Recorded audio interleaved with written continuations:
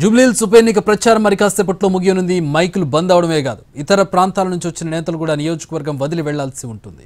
ఇవాళ ప్రచారం చివరి రోజు కావడంతో జూబ్లీహిల్స్ నియోజకవర్గ పరిధిలో గల్లీ గల్లీ చుట్టేశారు నేతలు. తమ అభ్యర్థికి ఓటేయండి అంటూ ఓటర్లను ఆకర్షించే ప్రయత్నాలు చేస్తున్నారు. ప్రతి ఇంటికి వెళుతూ ఓటర్లను ప్రసన్నం చేసుకునే పనిలో పడ్డారు. కార్నర్ మీటింగులు, సభలతో వేడెక్కించారు.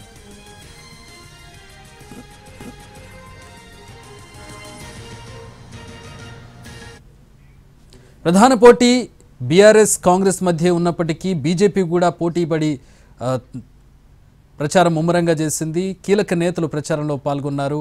దీనికి సంబంధించి బీజేపీ ప్రచార సరళి అలాగే పరిణామాలకు సంబంధించి మరిన్ని వివరాలు మా ప్రతినిధి మహేష్ బీజేపీ ఆఫీస్ నుంచి అందించడానికి లైవ్లో ఉన్నారు. మహేష్,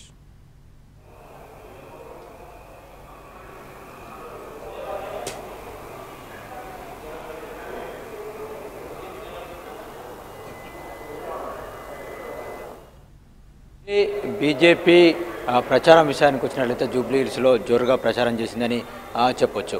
అయితే బీజేపీ అభ్యర్థిని కొద్దిగా లేటుగా ప్రకటించారని చెప్పేసి అభిప్రాయం వ్యక్తమవుతున్నప్పటికీ బీజేపీకి సంబంధించినటువంటి ఏదైతే ఉప ఎన్నికలు జరుగుతున్నటువంటి రాష్ట్రాలు ఉన్నాయో ఆ రాష్ట్రాల ఉప ఎన్నికల అభ్యర్థులందరినీ కూడా ఒకేసారి ప్రకటించింది. అందులో భాగంగానే తెలంగాణ సంబంధించిన జూబ్లీహిల్స్ అభ్యర్థిని కూడా ప్రకటించడం జరిగింది. తమ అభ్యర్థిని లేటుగా ప్రకటించలేదని చెప్తున్నారు. అంతేకాకుండా ఏదైతే జూబ్లీహిల్స్లో ఎన్నిక వస్తుంది అని చెప్పేసి తెలిసిన మరుక్షణం నుంచే బీజేపీ తన ప్రచారాన్ని ప్రారంభించామని చెప్పేసి కూడా పార్టీ నేతలు చెప్తున్నటువంటి నేపథ్యం. అయితే ఈ ఎన్నికలకు సంబంధించినటువంటి విషయంలో ఇప్పటికి కూడా బీజేపీ త్రిముఖ పోటీ ఉందని చెప్తున్నటువంటి విషయం. అంతేకాకుండా ఆ నియోజకవర్గం సికింద్రాబాద్ పార్లమెంటు పరిధిలోకి వస్తుంది. సికింద్రాబాద్ పార్లమెంటు నుండి కేంద్ర మంత్రి కిషన్ రెడ్డి ప్రాతినిధ్యం వహిస్తున్నటువంటి పరిస్థితి. అయితే గత ఎన్నికల్లో ఇక్కడ బీజేపీ ఏ అభ్యర్థిని అయితే బరిలో నిలిపిందో ఈసారి కూడా అదే అభ్యర్థి పోటీ చేసినటువంటి నేపథ్యం. గతంలో పోటీ చేసినప్పుడు బీజేపీకి కేవలం 26,000 ఓట్లు మాత్రమే వచ్చినటువంటి పరిస్థితి. అయితే తర్వాత జరిగినటువంటి పార్లమెంట్ ఎన్నికల్లో బీజేపీకి 64,000 ఓట్లు జూబ్లీహిల్స్ నియోజకవర్గంలో వచ్చాయి. ఈసారి ఎన్ని ఓట్లు వస్తాయని చెప్పేసి కూడా చర్చ జరుగుతుంది. బీజేపీకి డిపాజిట్ కూడా రాదు అని చెప్పేసి కాంగ్రెస్ నేతలు ఆరోపిస్తున్నటువంటి నేపథ్యం ఉంది. ఈ పరిస్థితుల్లో బీజేపీ కౌంటింగ్ రోజు చూస్తారని చెప్పేసి కూడా ప్రతి సవాల్ విసిరినటువంటి నేపథ్యం. ఇక ప్రచార విషయానికి వచ్చినట్లయితే బీజేపీకి సంబంధించినటువంటి ముఖ్య నేతలందరూ కూడా జూబ్లీహిల్స్ నియోజకవర్గంలో ప్రచారంలో పాల్గొన్నారు. అంతేకాకుండా వివిధ రోడ్ షోలో కావచ్చు, బైక్ ర్యాలీలు కావచ్చు, పాదయాత్రలు కావచ్చు చేసినటువంటి నేపథ్యం. దీంతోపాటు జాతీయ నేతలు అంటే కేంద్ర మంత్రులు కూడా ఈ నియోజకవర్గంలో వివిధ కార్యక్రమాల్లో పాల్గొన్నటువంటి నేపథ్యం. గజేంద్ర సింగ్ షెకావత్ ఏపీ నుండి ఎంపీగా ప్రాతినిధ్యం వహిస్తున్నటువంటి కేంద్ర మంత్రి శ్రీనివాస వర్మ, అదేవిధంగా ఉత్తరప్రదేశ్ సంబంధించినటువంటి కేంద్ర మంత్రి బఘేల్ వీళ్ళు కూడా ఇక్కడ ప్రచారంలో పాల్గొన్నారు. ఆయా సామాజిక వర్గాలకు సంబంధించినటువంటి సమావేశాల్లో కూడా వాళ్ళు పాల్గొని బీజేపీ అభ్యర్థికి మద్దతు ఇవ్వాలని, బీజేపీకి ఓటు వేయాలని చెప్పేసి అభ్యర్థించినటువంటి నేపథ్యం. అంతేకాకుండా ఏపీకి సంబంధించినటువంటి నేతలు కూడా తెలంగాణ జూబ్లీహిల్స్ ఉప ఎన్నికల ప్రచారంలో పాల్గొన్నారు. బీజేపీ ఏపీ అధ్యక్షులు మాధవ్ కావచ్చు, అదేవిధంగా ఏపీ మంత్రి సత్యకుమార్ కావచ్చు, వాళ్ళు ఇక్కడ ప్రచారంలో పాల్గొన్నారు.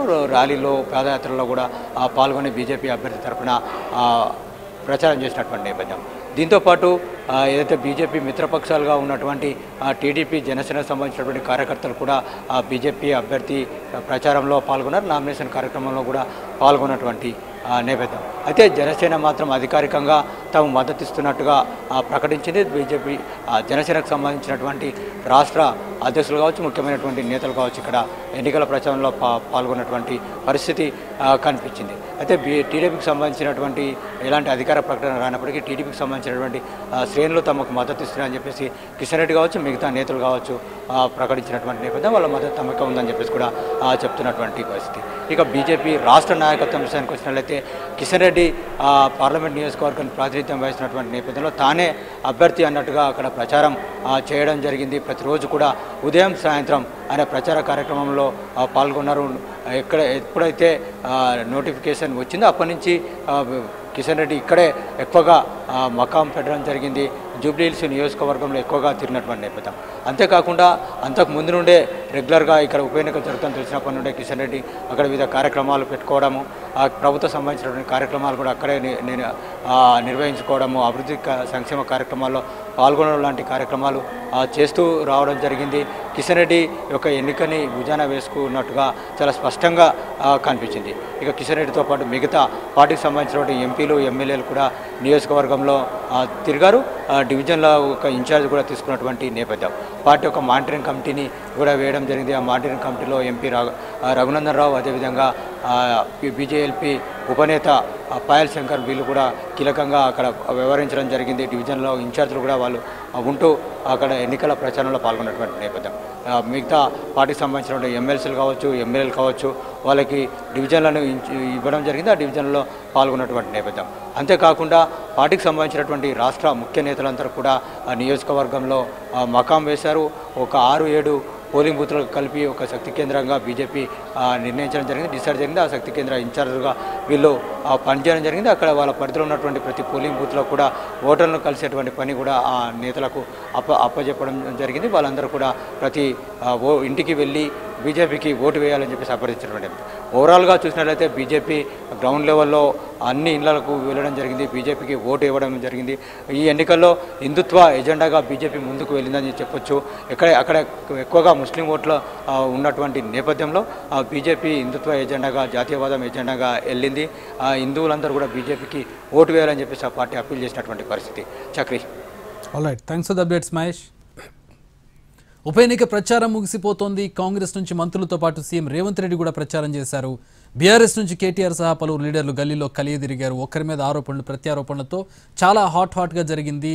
రెండు పార్టీలకు, బీఆర్ఎస్కి ప్రతిపక్ష కాంగ్రెస్కి కీలకమైనటువంటి పోరు కావడంతో, కీలకమైన ఎలక్షన్ కావడంతో హోరాహోరీ ప్రచారం జరిగింది. కీలక నేతల మాటలను కూడా మనం విన్నాం, స్టేట్మెంట్లను కూడా విన్నాం. మా ప్రతినిధి చారి మరిన్ని వివరాలు అందిస్తారు కాంగ్రెస్ ప్రచార సరళికి సంబంధించి, కాంగ్రెస్ స్పెక్యులేషన్కి సంబంధించి. చారి.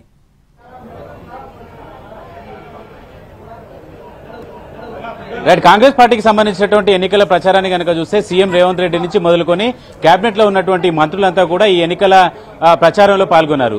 ఈ జూబ్లీహిల్స్ ఉప ఎన్నికల సందర్భంగా కేబినెట్ లో అజారుద్దీన్ కి కూడా చోటు కల్పించారు. మైనార్టీ పూర్తి స్థాయిలో ఈ జూబ్లీహిల్స్ లో 1,20,000 పైచిలకు ఓట్లు మైనార్టీ ఉన్నాయి. ఈ నేపథ్యంలోనే మైనార్టీలు కేబినెట్ లో లేరని, ఎమ్మెల్సీగా గానీ అవకాశం ఇవ్వాలనేటువంటి ఒత్తిడి కూడా ఆ సామాజిక వర్గాలకు సంబంధించి వచ్చినటువంటి నేపథ్యంలో అజారుద్దీన్ కి ఈ కేబినెట్ లో చోటు దక్కింది. ప్రస్తుతం మైనార్టీకి సంబంధించినటువంటి మత పెద్దలు కావచ్చు, ఇతర వర్గాల నుంచి వచ్చినటువంటి ప్రెషర్, అలాగే ఆ ఈక్వేషన్లను కూడా చూసుకుని కాంగ్రెస్ పార్టీ అజారుద్దీన్ ని కేబినెట్ లోకి తీసుకుంది. ఇక ఎన్నికల ప్రచారానికి సంబంధించినటువంటి విషయంలో చూస్తే సీఎం రేవంత్ రెడ్డి అన్ని డివిజన్ల వారీగా రోడ్ షోలతో పాటు కార్నర్ మీటింగ్లను కూడా నిర్వహించారు. ఈ సమావేశాల కార్నర్ మీటింగ్లలో ప్రధానంగా కాంగ్రెస్ పార్టీ అప్పటి వరకు ఎన్నికల ప్రచారం స్తబ్దుగా ఉన్నటువంటి నేపథ్యంలో సీఎం రేవంత్ రెడ్డి ఎన్నికల ప్రచారాన్ని ఎప్పుడైతే మొదలు పెట్టారో అప్పటి నుంచి జూబ్లీహిల్స్ ఉప ఎన్నికలకు సంబంధించినటువంటి ఎన్నికల ప్రచారం హీట్ ఎక్కింది.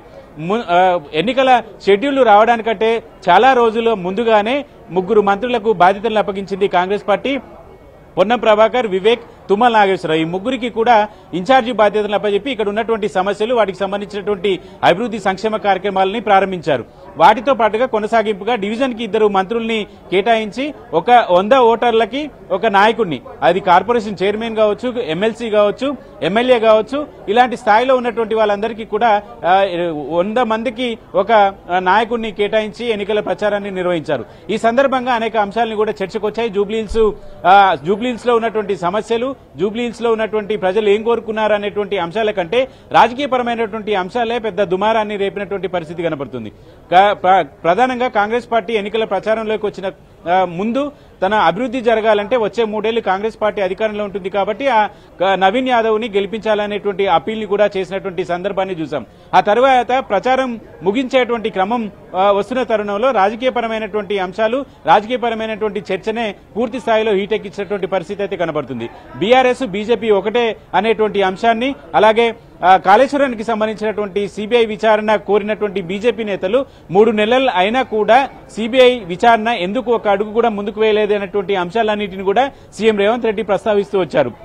వీటితో పాటు ఎన్నికల ప్రచారంలో బీఆర్ఎస్ నుంచి ప్రధానంగా కేటీఆర్ఏ రోడ్ షోలలో అలాగే కాంగ్రెస్ పార్టీని అలాగే ప్రభుత్వానికి సంబంధించినటువంటి అంశాలన్నింటినీ ప్రస్తావిస్తున్నటువంటి ఈ నేపథ్యంలో కేటీఆర్ కు సంబంధించినటువంటి ఈ ఫార్ములా రేస్ కు సంబంధించినటువంటి వ్యవహారం మీద కూడా పూర్తి స్థాయిలో రేవంత్ రెడ్డి ఎండగట్టేటువంటి ప్రయత్నం చేశారు. ఫార్ములా ఈ రేస్ కేసులో పూర్తి స్థాయిలో విచారణకి ముందు అనుమతి కోరాము, విచారణ పూర్తయిన తర్వాత కేటీఆర్ ని అరెస్ట్ చేయాలనేటువంటి వచ్చినటువంటి ఫీడ్బ్యాక్ ప్రకారం ఉన్నప్పటికీ కూడా గవర్నర్ 3 నెలల క్రితము అనుమతి కోరాము, కానీ ఇప్పటి వరకు అనుమతి ఇవ్వలేదు అనేటువంటి అంశాన్ని కూడా ఆయన ప్రస్తావిస్తూ వచ్చారు. ఓవరాల్ గా బీజేపీ బీఆర్ఎస్ ఒకటే కాబట్టి అటు సిబిఐ కాళేశ్వరానికి సంబంధించినటువంటి విచారణ ఎఫ్ఐఆర్ కూడా బుక్ చేయలేదనేటువంటి అంశం, మరోవైపు ఫార్ములా ఈ రేస్ కు సంబంధించినటువంటి వ్యవహారంలో కేటీఆర్ అరెస్ట్ కు సంబంధించి గవర్నర్ కూడా ఇప్పటి వరకు అనుమతి ఇవ్వలేదు అనేటువంటి అంశాలనే ప్రధానంగా ఎన్నికల ముగింపు సందర్భంగా ఈ ప్రస్తావన చేసుకొచ్చారు. అయితే అధికార పార్టీ కావడం వల్ల కొన్ని అంశాలని ఫోకస్ చేసింది. సుమారు 250 కోట్లకు సంబంధించినటువంటి అభివృద్ధి పనులను శంకుస్థాపనలు ఆ పనులు కూడా ప్రారంభమైనటువంటి పరిస్థితి. మరోవైపు జూబ్లీహిల్స్ నియోజకవర్గంలో సినిమా కార్మికులు ఎక్కువగా ఉంటారు. సుమారు 8 నుంచి 10,000 మంది ఈ కార్మికులు ఉంటారు కాబట్టి ఆ కార్మికులకు సంబంధించినటువంటి సమస్యలన్నింటినీ పరిష్కరించేటువంటి ప్రయత్నం ప్రభుత్వం నుంచి సీఎం రేవంత్ రెడ్డి చేశారు. ఆ కార్మికులు ఈ జూబ్లీహిల్స్ నియోజకవర్గంలోనే ఒక సభను కూడా ఏర్పాటు చేసినటువంటి సందర్భంగా అనేక అంశాలు కార్మికుల సమస్యలన్నింటినీ కూడా ప్రజెంట్ చేసేటువంటి అంశాన్ని చేశారు.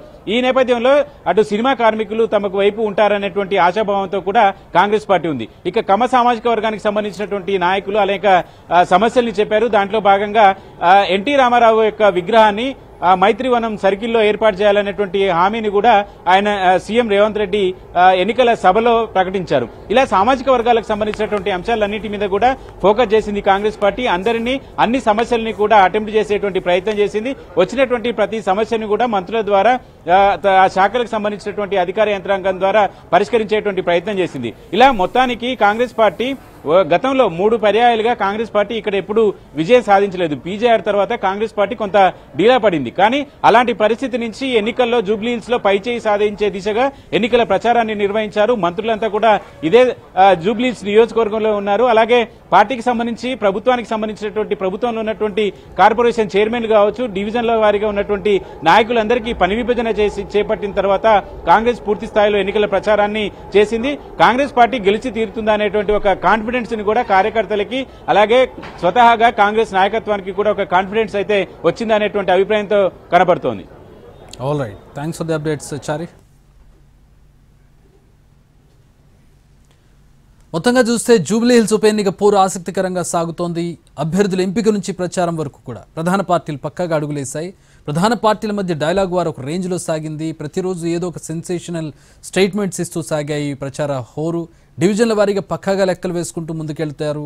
ఈ నెల 11న పోలింగ్ జరగనుండగా 14వ తేదీన ఓట్ల లెక్కింపు ఉంటుంది. ఫైనల్గా జూబ్లీహిల్స్ అడ్డాలో ఈసారి ఎవరు గెలుస్తారన్నది ఆసక్తికరంగా మారింది. అదే సందర్భంలో ఇటు బీఆర్ఎస్కి అటు కాంగ్రెస్కి ఒక ప్రెస్టీజియస్ ఇష్యూగా మారింది. ఎందుకంటే ప్రభుత్వం ఏర్పడిన తర్వాత జరుగుతున్నటువంటి ఈ ఎలక్షన్స్లో జూబ్లీహిల్స్ అనేది ఒక కీలకమైనటువంటి ఎలక్షన్గా కనబడుతూ ఉంది. జూబ్లీహిల్స్లో గెలిచి రాబోయేటటువంటి స్థానిక సంస్థల ఎన్నికల్లో సత్తా చాటాలని ఇటు బీఆర్ఎస్ అటు కాంగ్రెస్ ఉవ్విళ్ళూరుతున్నటువంటి పరిస్థితి. కాంగ్రెస్ పరిపాలనకి ఇది ఒక లిట్మస్ టెస్ట్గా ప్రజలు భావిస్తారని, జూబ్లీహిల్స్లో గెలవాలని కాంగ్రెస్ భావిస్తుంటే కాంగ్రెస్కి చురక అంటించాలి, కాంగ్రెస్ పాలన సరిగా లేదు, ప్రజలు వ్యతిరేకతతో ఉన్నారని గెలిచి చూపించాలని బీఆర్ఎస్ భావిస్తుంది. మరి బీఆర్ఎస్ కూడా ప్రచారంలో చాలా తీవ్రమైనటువంటి పోరు జరిపింది. దీనికి సంబంధించి బీఆర్ఎస్ ప్రచార సరళికి సంబంధించి, బీఆర్ఎస్ స్పెక్యులేషన్కి సంబంధించి మా ప్రతినిధి సతీష్ జాయిన్ అవుతూ ఉన్నారు మరిన్ని వివరాలు అందించడానికి. సతీష్. చక్రి, మీరు చెప్పినటువంటి విధంగా ఆ బీఆర్ఎస్ సిట్టింగ్ ఎమ్మెల్యేగా ఉన్నటువంటి మాగంటి గోపీనాథ్ మరణం తర్వాత వచ్చినటువంటి ఈ ఉప ఎన్నికల్లో ఖచ్చితంగా గెలవాలని బీఆర్ఎస్ మొదటి నుంచి ప్రయత్నం చేస్తుంది. అందుకే నోటిఫికేషన్ రాకముందే అభ్యర్థిని కూడా ప్రకటించింది. పార్టీ అధినేత కేసీఆర్ స్వయంగా మాగంటి గోపీనాథ్ సతీమణి సునీత గోపీనాథ్ని అభ్యర్థిగా ప్రకటించి అప్పటి నుంచే ఆ ప్రచారానికి సంబంధించి కూడా దూసుకెళ్తూ ఉన్నారు. అయితే ప్రధానంగా బీఆర్ఎస్ పార్టీ కాంగ్రెస్కు సంబంధించి అధికార పార్టీగా ఉన్నటువంటి కాంగ్రెస్ని ప్రచారంలో ఇరికించేటటువంటి ప్రయత్నం చేసింది. దీంట్లో ఆ బకాయి కార్డు అని చెప్పి ఏదైతే కాంగ్రెస్ పార్టీ గత ఎన్నికల సమయంలో జనరల్ ఎలక్షన్ సమయంలో ఇచ్చినటువంటి హామీలు ఏవి కూడా అమలు చేయలేదు, అన్ని రంగాల వారికి రైతులకు, మహిళలకు, విద్యార్థులకు అందరికీ కూడా బాకీ పడిందని చెప్పి బకాయి కార్డుని ఒక రిలీజ్ చేసి బకాయి కార్డుని ప్రజల్లోకి తీసుకెళ్లే విధంగా కూడా ప్రచారం చేసింది. ఆ తర్వాత నోటిఫికేషన్ వచ్చిన తర్వాత ఇక ప్రచారాన్ని ముమ్మరం చేసింది. దాంట్లో భాగంగా గతంలో ఏదైతే మునుగోడు నాగార్జున సాగర్ ఉప ఎన్నికల సందర్భంగా బీఆర్ఎస్ గెలిచినటువంటి స్ట్రాటజీ ఏదైతే ఉందో అదే స్ట్రాటజీని ఇక్కడ చేసేటువంటి ప్రయత్నం చేసింది. ప్రధానంగా 100 ఓట్లకు సంబంధించి ఒక క్లస్టర్గా ఏర్పాటు చేసుకోవడం, తర్వాత బూత్ స్థాయి డివిజన్ స్థాయికి ఒక్కొక్క ఇన్ఛార్జ్ని నియమించుకోవడం. ఇటు జూబ్లీహిల్స్లో జరుగుతున్నటువంటి ఎన్నికలకు సంబంధించి తెలంగాణలో ఉన్నటువంటి బీఆర్ఎస్ క్యాడర్ని మొత్తం కూడా ఇక్కడ దింపింది. ఇక్కడ ఎమ్మెల్యే లేకుంటే మిగతా ఇన్ఛార్జీలు కావచ్చు, పార్టీకి సంబంధించినటువంటి కీలకమైనటువంటి నేతలందరూ కూడా ఇక్కడ ప్రచారం చేసే విధంగా వాళ్ళందరినీ కూడా రంగంలో దింపింది. ప్రధానంగా 7 డివిజన్లకు సంబంధించి మొదటి నుంచి కూడా బూత్ స్థాయి సమావేశాలు ఏర్పాటు చేసినటువంటి కేటీఆర్ ప్రతిరోజు కూడా ఈ బూత్ స్థాయి సమావేశాలు ఏర్పాటు చేయడం, ఆ తర్వాత ఎక్కడైతే ప్రచారం ఏ విధంగా చేయాలనే దానిపై నోటిఫికేషన్ వచ్చిన తర్వాత ముఖ్యంగా దానిపై దృష్టి పెట్టడంతో పాటు ఒక వార్ రూమ్ను కూడా ఏర్పాటు చేశారు. ఇటు తెలంగాణ భవన్, ఇటు నందినగర్లో నివాసం కాకుండా ప్రత్యేకమైనటువంటి జూబ్లీహిల్స్ ఎన్నికల కోసమే ఒక వార్ రూమ్ని ఏర్పాటు చేసి అక్కడి నుంచే మొత్తం ఎలా ప్రచార సరళి ఉండాలి, ఎక్కడెక్కడి నుంచి ఏ నాయకులు ప్రచారంలో ఏం మాట్లాడాలనేటటువంటి అన్ని విషయాన్ని కూడా చెప్పడం జరిగింది. దాని తర్వాత ప్రధానంగా కేటీఆర్ రోడ్ షోలకు సంబంధించి మనం చూస్తున్నటువంటి ఈ వెహికల్ ద్వారానే కేటీఆర్ రోడ్ షోలు నిర్వహించారు. దాదాపు 9 రోజుల పాటు నిర్వహించినటువంటి రోడ్ షోలలో కేటీఆర్ ప్రధానమైనటువంటి విమర్శలు అధికార కాంగ్రెస్ మీద చేశారు. ఇటు మైనార్టీలకు సంబంధించి ప్రధానంగా ఏదైతే మైనార్టీ ఓటు బ్యాంక్ ఎక్కువగా ఉంది, మైనార్టీలే కీలకం కాబోతున్నారు కాబట్టి వాళ్ళని దృష్టిలో ఉంచుకొని బీఆర్ఎస్ మొదటి నుంచి కూడా ప్రచారం చేసే విధంగా ఉంది. ఒక్క మంత్రి పదవి కూడా ఇవ్వలేదు మేము అంటే బీఆర్ఎస్ అధికారంలో ఉన్న సమయంలో ఏమేం చేసింది అనే విషయాల్ని చెప్తూ వచ్చింది. ముఖ్యంగా హైదరాబాద్కు సంబంధించి గత ఎన్నికల సమయంలో రూరల్ తెలంగాణ మొత్తం కూడా బీఆర్ఎస్ ఓడిపోయినప్పటికీ హైదరాబాద్లో ఎక్కువ సీట్లు సంపాదించింది. అందుకు ప్రధానమైన కారణం హైదరాబాదు అభివృద్ధికి చాలా చేసాం, అందుకోసమే హైదరాబాదు ఓటర్లు మమ్మల్ని గుర్తించారు, అందుకోసం ఎక్కువ సీట్లు గెలిపించారనే విధంగా కూడా ప్రతి ప్రచారంలో కూడా కేటీఆర్ చెప్పడం జరిగింది. దాంతోపాటు అధికార కాంగ్రెస్ పార్టీకి సంబంధించి ఏదైతే గత ఎన్నికల సమయంలో ఇచ్చినటువంటి హామీలు నెరవేర్చలేదు, ఇప్పుడు హామీలు నెరవేర్చలేదని చెప్తూనే ఒక కీలకమైనటువంటి ప్రకటన ఇక్కడి నుంచి ప్రచారంలో కేటీఆర్ చేశారు. అది ఏదైతే కాంగ్రెస్ పార్టీ గతంలో ఇచ్చినటువంటి హామీలు నెరవేరాలంటే జూబ్లీహిల్స్లో కాంగ్రెస్ పార్టీని ఓడగొడితేనే అప్పుడు తెలుస్తుంది. తెలంగాణ రాష్ట్రం మొత్తం కూడా జూబ్లీహిల్స్ వైపే చూస్తుంది. మిగతా ప్రాంతాల వారికి కాంగ్రెస్ పార్టీ ఇచ్చినటువంటి హామీలు నెరవేరాలన్నా లేకుంటే వాళ్ళు ఇచ్చిన అంటే ఏదైతే చెప్పినటువంటి అంశాలన్నీ కూడా ఖచ్చితంగా తీర్చాలన్నా సరే జూబ్లీహిల్స్లో కాంగ్రెస్ పార్టీని ఓడగొడితేనే తెలుస్తున్నటువంటి నినాదంతోనే ప్రధానంగా బీఆర్ఎస్ ప్రచారం చేసింది. అయితే హరీష్ రావు కొంత దూరం ఉన్నప్పటికీ చివరి 2 రోజుల్లో కూడా హరీష్ రావు కూడా ఈ ఎన్నికల ప్రచారంలో పాల్గొన్నారు.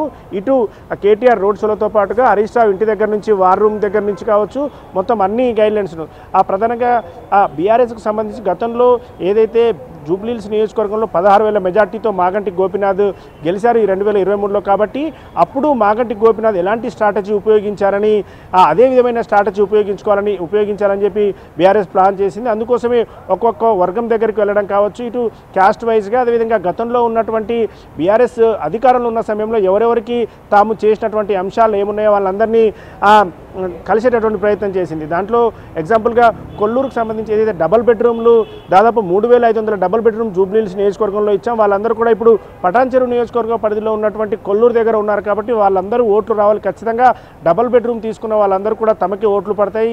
దాదాపు 7,500 నుంచి 8,000 ఓట్లు ఉన్నటువంటి ఆ ఓట్లు గంపగుత్తకై తమకే పడతాయి అనే విధంగా బీఆర్ఎస్ భావిస్తుంది. దాంతోపాటు దివ్యాంగుల ఓట్లు, మహిళల ఓట్లుతో పాటు మైనార్టీలకు సంబంధించి ముస్లిం మైనార్టీలకు సంబంధించి తాము గతంలో చేసినటువంటి వాటితో పాటుగా ఎంఐఎం ప్రధానంగా కాంగ్రెస్ పార్టీతో కలిసి డైరెక్ట్గా కాంగ్రెస్ పార్టీ అభ్యర్థిని గెలిపించమని చెప్తుంది. కాబట్టి ఎంఐఎంకి సంబంధించిన నేతలు ఇక్కడ ఎవరైతే ఉన్నారో వాళ్ళని గ్రౌండ్ స్థాయిలో ఉన్నటువంటి వాళ్ళందరినీ కూడా బీఆర్ఎస్లో చేర్చుకోవడం, మైనార్టీలకు సంబంధించి కొంతమంది పెద్దలు ఉన్నారో వాళ్ళందరినీ కూడా ముస్లిం పెద్దలకు సంబంధించినటువంటి వాళ్ళతో ప్రచారం చేయించడం, గతంలో బీఆర్ఎస్లో కీలకంగా ఉన్నటువంటి మైనార్టీ నేతలతో ప్రచారం చేయించడం ద్వారా మొత్తం గ్రౌండ్ స్థాయి వరకు వెళ్లే విధంగా ముఖ్యంగా మైనార్టీ ఓట్లకు సంబంధించి ఎక్కువగా క్యాప్చర్ చేయడం ద్వారా ఆ ఓట్లే చాలా కీలకంగా భావిస్తున్నారు. కాబట్టి ఆ ఓట్లు పడడం కోసం బీఆర్ఎస్ ప్లాన్ చేస్తుంది. ఓవరాల్గా చూస్తే మొత్తం ఈ జూబ్లీహిల్స్ ఉప ఎన్నికకు సంబంధించి కేటీఆర్ఏ చాలా ప్రధానంగా ప్రచారం చేశారని చెప్పుకోవచ్చు. మొత్తంగా ఇది మరికొద్దిసేపట్లో ప్రచారం కూడా ముగి ఉన్నటువంటి నేపథ్యంలో ఖచ్చితంగా తాము గెలవబోతున్నాం, ఇది ఈ జూబ్లీహిల్స్ ఉప ఎన్నికలో